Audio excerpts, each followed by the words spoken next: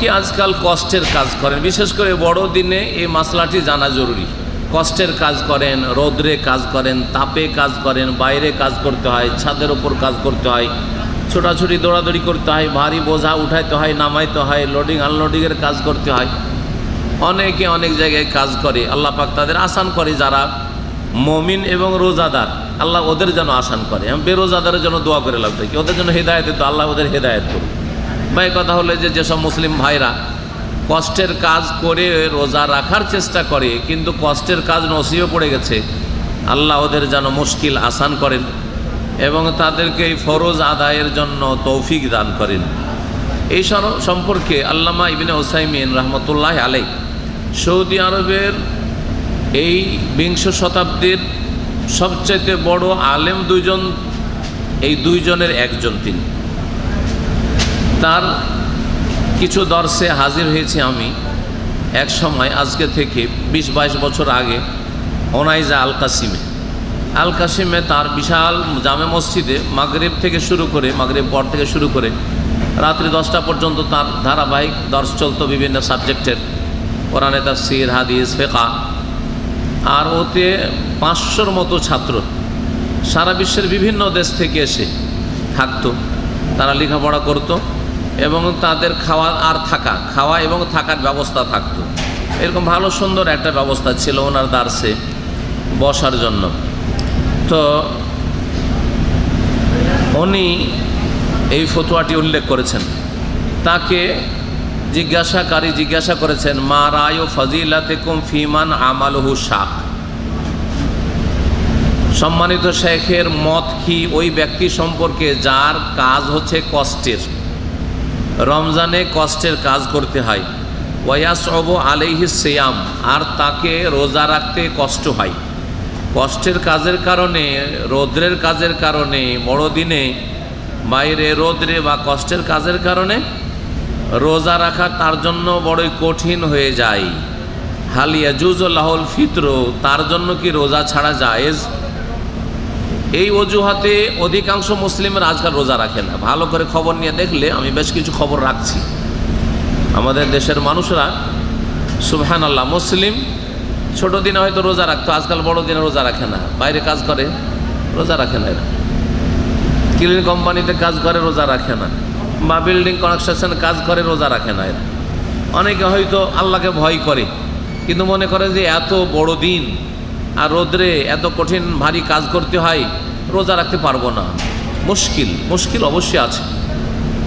তো এই ক্ষেত্রে করণীয় কি? যার জন্য রোজা রাখা বড় কষ্টকর হয়ে যায়, এইরকম বড় দিনে, তাপের দিনে, গরমের দিনে অথবা কষ্টের কাজের কারণে, তার জন্য কি রোজা ছাড়া জায়েজ? গুরুত্বপূর্ণ একটি মাসলা, এই মাসলা জানতে হবে। এ সম্পর্কে শাইখ বলছেন, আল জবাব, এর জবাব হচ্ছে আল্লাযী আরা ফি হাযিহিল মাসআলা, আমার যে মত এই বিষয়টিতে, মাসলায়, সেটি হচ্ছে আন্না ইফতারাহু মিন আজালিল আমালে মুহাররামুন লা ইয়াজুজ, কাজ করার উদ্দেশ্যে, দুনিয়া রুজি রোজগারের উদ্দেশ্যে রোজা ছাড়া হারাম, জায়েজ নয়। কষ্টের কাজ হইলেও, কষ্টের কাজ, রোজা রাখতে চরম কষ্ট হচ্ছে, ফতোয়া জিজ্ঞাসা করেছে, শাইখ বলছেন যে দুনিয়ার কাজের জন্য, ডিউটির জন্য রোজা ছেড়ে দেবে, রমজান মাসে পানাহার করবে, এটা মুহাররাম, হারাম কাজ, লা ইয়াজুজ, জায়েজ নয় কোনো মুসলিমের জন্য। উত্তর তো দেওয়া হইল, কিন্তু কি করবে সে? রোজা রাখতে পারছে না, যে রোজা রাখা যে বড়ই মুশকিল হয়ে যাচ্ছে, শুধু মুশকিল না, কঠিন মুশকিল একবারে, তাহলে কি করবে? বলছেন শাইখ, ওয়াইদা কানা লা ইউমকিনুল জামউ বাইনাল আমালি ওয়াস সাওম, তার সামনে দুটো কাজ, একটা হচ্ছে সিয়াম পালন করা, রোজা রাখা, এটা একটা কাজ, এটা দিনের কাজ, আল্লাহর ফরিজা, ফরজ কাজ। আর 2 নম্বর কাজ, যেটা তার মালিক তার উপর ফরজ করেছে, যে 6 ঘন্টা তোকে ডিউটি করে দিতে হবে, ডিউটি করা তার একটা ফরজ কাজ। এই দুটো কাজ যদি অ্যাডজাস্ট না করতে পারে, যে আমি রোজাও রাখলাম আর ডিউটিও করলাম, যদি দুটো সমন্বয় করা সম্ভব হয় তাহলে তো ভালো কথা। আমরা সকলেই এরকম করছি, হ্যাঁ, যারা রোজা রাখছি আলহামদুলিল্লাহ সবার ডিউটি আছে, কেউ ফিরে নেই, কাউকে মালিক ছুটি দেয় না, হ্যাঁ, কারো দিনে ডিউটি আছে, কারো হয়তো রাতে ডিউটি আছে, কিন্তু ডিউটি আছে। ডিউটি করে রোজা রাখা যদি সম্ভব হয় তাহলে তো ভালো কথা। আর যদি দুটো একত্রিত করা সম্ভব না হয়, রোজা রাখলে ডিউটি করা যায় না, আর ডিউটি করলে রোজা রাখা যায় না, করবেটা কি? বলছেন শেখ জবাবে সমাধান বলছেন, ফালিয়া খোঁজ এজাজা ফি রমাদান, রমজান মাসে আপনি ছুটি নিয়ে নেন। আল্লাহর হক নষ্ট করে ফরজ রমজানের রোজা ছেড়ে আপনি বেতনের জন্য, দুনিয়ার তুচ্ছ কয়টা পয়সার জন্য আপনি ডিউটি করবেন রমজান মাসে না। আপনি রমজান মাসে ছুটি নিয়ে নেন কোম্পানির পক্ষ থেকে। আপনার ছুটি যে বাৎসরিক ছুটি, যদি বলে আলাদা ছুটি দেব না, বাৎসরিক ছুটি আছে, ছুটি কাটিয়ে দেন। আপনি বলে আমি ডিউটি করব না, আমি আমার ছুটিটা রমজানের 2 মাস আগে আসতো বা আপনার আসতো, ওইটা না নিয়ে আপনি বলেন আমি রমজান মাসে ছুটি নেব। রমজান মাসে ছুটি নিয়ে আপনি এইখানে রোজা রাখেন, আর না হয় দেশে রোজা রাখেন। রমজান মাসে আপনি ছুটি নিয়ে নেন। বলছেন রমজান মাসে ছুটি নিয়ে নেবে হাত্তা ইয়াতাসান্না লাহু আইয়াসুমা ফি রমাজান, যাতে করে রমজান মাসে রোজা রাখা তার জন্য সম্ভবপর হয়, রমজান মাসে রোজা রাখতে পারে সে। তার মানে শুধু ডিউটির অজুহাতে বাহানাতে রোজা ছাড়া হারাম, জায়েজ নয়। আপনার আল্লাহর হক আদায় করে আপনাকে আপনার চাকরি ঠিক রাখতে হবে, আপনার ডিউটি ঠিক রাখতে হবে, আপনাকে ছুটি নেওয়ার চেষ্টা করতে হবে। কেন? এটা কেন? এই জন্য যে রমজান মাসের সিয়াম হচ্ছে ইসলামের 4র্থ রুকুন, ইসলামের স্তম্ভ, খুঁটি। ইসলামের খুঁটিকে ধ্বংস করে দিয়ে আপনি বেতন নেবেন, এটা জায়েজ না। জি, ইসলামের খুঁটিকে ঠিক রাখতে হলে আন্না সিয়াম রমাদান রুকনুন মিন আরকানিল ইসলাম, ইসলামের যে 5টি রুকুন রয়েছে, স্তম্ভ রয়েছে, তার একটি গুরুত্বপূর্ণ রুকুন হচ্ছে রমজান মাসে রোজা রাখা। লা ইয়াজুজুল ইখলালু বিহি, সেটাকে নষ্ট করা বা সেটাকে ছেড়ে দেওয়া, সেটা অবহেলা করা, সেটাকে 2 নম্বরে রাখা, ডিউটিকে 1 নম্বরে রাখা জায়েজ নয়। যদি কোম্পানি ছুটি না দেয়, এ কথাই শেখ উল্লেখ করেন, অনেক আছে এই সমস্যা আছে। কোম্পানিকে বলছে আমাকে ছুটি দিয়ে দাও, রমজান মাস আমি এই ডিউটি করতে পারবো না, হ্যাঁ, ছুটি না দেয় তো বেতন কাটুক। আর একটা পালা হচ্ছে ছুটি দিচ্ছে না, আমি ডিউটিতে যেতে পারবো না, যেই দিন দেখবো যে পারবো, আর না পারবো ডিউটি যাবো না, বেতন কাটুক। যাক, রমজান মাসে 1 মাস বেতন নিলাম না। হ্যাঁ, একটা মাস যদি অসুস্থ থাকতেন তো 11 মাসের ইনকামে আপনার পেট চলতো না, সংসার চলতো না। আমরা কিন্তু দুনিয়ার ক্ষেত্রে চালাই, হ্যাঁ, অনেক ক্ষেত্রে চালাই। যে কোনো কারণে আপনার সাংসারিক কিছু কাজের জন্য 6 মাস ছুটি কাটিয়ে আসছেন, আর এখানে ডিউটি করলেন, হ্যাঁ, 1 বছর 1.5 বছর বা 2 বছর, আর তারপর 6 মাস বাড়িতে থেকে 6 মাস তো বেতন পান না, কি করে সংসার চলছে আপনার? হ্যাঁ, তার রমজান মাসে বেতন দিব না, বেতন দে আর না দে, বেতন কেটে নে, কিন্তু আমি ডিউটি করবো না, কারণ ডিউটি করলে আমি রোজা রাখতে পারছি না। এটা আর একটা সমাধান, যদি ছুটি না দেয় তাহলে, ছুটি না দেয় তাহলে না, বেতনও কাটবেন, কাটা যথেষ্ট না, বেতন কাটার পরে সে আপনাকে এক্সিট লাগিয়ে দিতে পারে।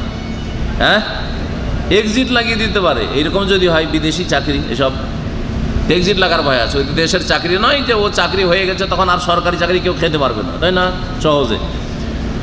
তো যদি এক্সিট লাগার ভয় থাকে তাহলে আপনার সামনে তখন 2টো অবস্থা আসবে, যে কথাগুলি শেখ আলোচনা করেননি, কিন্তু আলোচনার প্রয়োজন আছে, কারণ আমরা ভুক্তভোগী অনেকে। যদি দেখা যায় যে আলহামদুলিল্লাহ আমার ওপর ঋণের বোঝা নেই, আমার ওপর ঋণের বোঝা নেই, আলহামদুলিল্লাহ ঋণ মুক্ত আছে, আর কিছু টাকা পয়সা আমার কাছে আছে, যাতে দেশে গিয়ে করে, অনেক টাকা লাগবে জরুরি না, মানুষের চাহিদার শেষ নাই। কিন্তু মনের চাহিদা যদি পূরণ করতে চান তো আপনি 10 লাখ টাকা তো ব্যবসা খুলতে পারবেন না, বলছে আমার 1 কোটি টাকা লাগবে, ঠিক না? হ্যাঁ, আর যদি বলেন যে না আমি 1 লাখ টাকা দিয়েই কোনো রকম সংসার চালাবার চেষ্টা করব, তাতেও হইতে পারে। হ্যাঁ, ছোটোখাটো কোনো কিছু করেও হতে পারে। জি হ্যাঁ, সুতরাং যদি দেখা যায় আলহামদুলিল্লাহ আমার ওপর ঋণের বোঝা নেই, যে কালকে দেশে যদি এক্সিট লেগে চলে যায় তো গলায় কেউ গামছা দিবে, টানা হাসড়া করবে, টাকা দে, হ্যাঁ, অপমান করবে, এইরকম না। আর এই অবস্থায় মারা গেলে আল্লাহর কাছে জবাব দিতে হবে, এইরকমও চিন্তা নেই, আলহামদুলিল্লাহ ঋণ মুক্ত আছেন, আরামে আছেন। তাহলে কিছু পয়সা যদি থাকে আপনার কাছে, অথবা দেশে জমি জায়গা আছে, হ্যাঁ কিছু আছে, আপনার ইনকাম সোর্স আছে, তাহলে এক্সিট লাগিয়ে দিক, অসুবিধা নেই, অসুবিধা নেই। আল্লাহর ওপর এই ক্ষেত্রে তাওয়াক্কুল, ভরসার প্রমাণ দিতে হবে যে আপনি আল্লাহর দ্বীনের হেফাজত করার জন্য আপনার এক্সিট লেগেছে, রমজান মাসের রোজার হেফাজত সুরক্ষার জন্য আপনাকে মালিক জুলম করে এক্সিট লাগিয়েছে।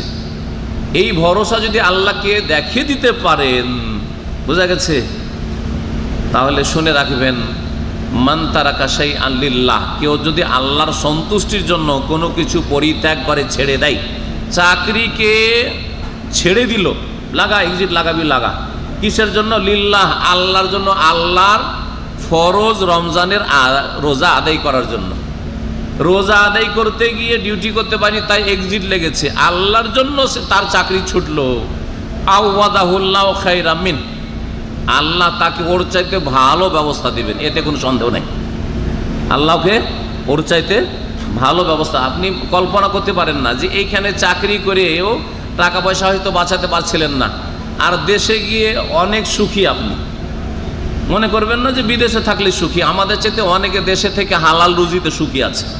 এক ছেলে আমাদের এখানে ছাত্র ছিল, লেমুজিন ট্যাক্সি চালাইতো, অনেক দিন ছিল, আর খুব আগ্রহী ছিল, সব সময় ওই ডায়েরি নিয়ে বেড়াইতো, আর ওই জোহরে আসরে যে কোনো মসজিদে দেখা হইলে একটা মাসলা, ওই প্রশ্ন নোট করে নিয়ে আসতো আর লিখে নিত, উত্তর লিখে নিত।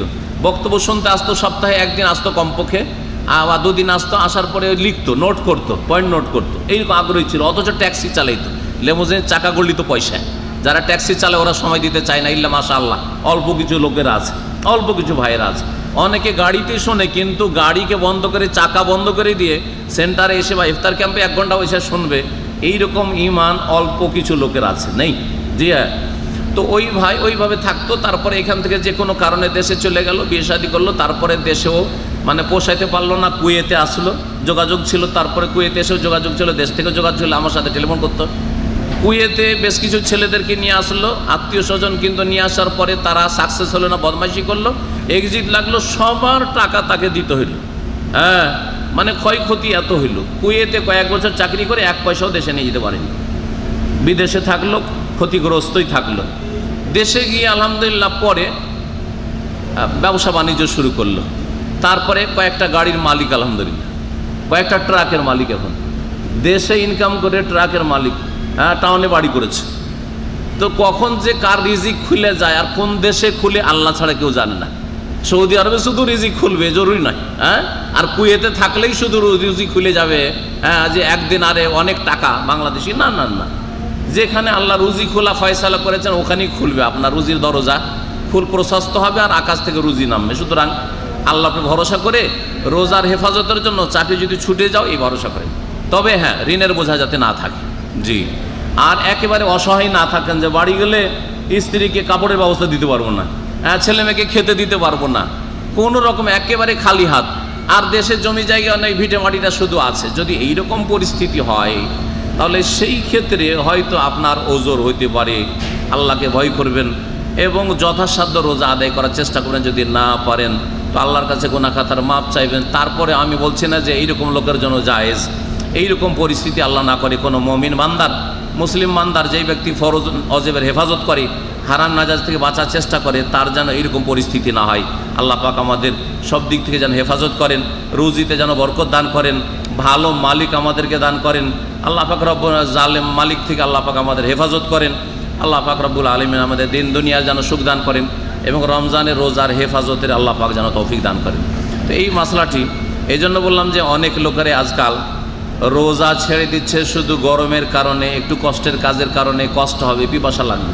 আমাদের অনেক দিনই ভাইরা যাদেরকে চিনি, রোদরে, জি, ছাদের ওপর কাজ করে, জি, এই কড়া রোদে সারাদিন ডিউটি করে, হ্যাঁ, 5 ঘন্টা 6 ঘন্টা যা ডিউটি আছে ডিউটি করে, তারপর রোজা রাখে।